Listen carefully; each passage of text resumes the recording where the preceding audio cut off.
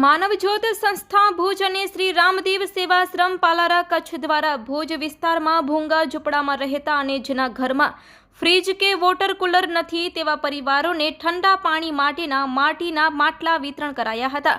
ભુજ શહેરના ભીડગેટ વિસ્તારેથી માટલા વિતરણ કાર્યનો પ્રારંભ કરાયો હતો।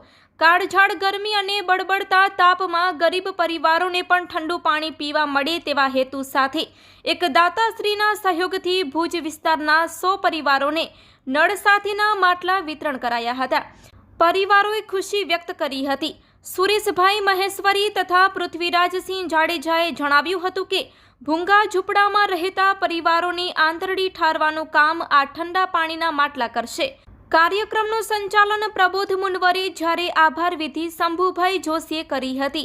વિતરણ વ્યવસ્થા રફીક બાવા, સહદેવસિંહ જાડેજા, કનૈયાલાલ અબોટી તેમજ દીપેશ શાહ, નીતિનભાઈ ઠક્કર, મનસુખભાઈ નાગડા, ભૂપેન્દ્ર બાબરિયા, પ્રતાપ ઠક્કર, અક્ષય મોતા અને રસિકભાઈ ઠક્કરે સંભાળી હતી।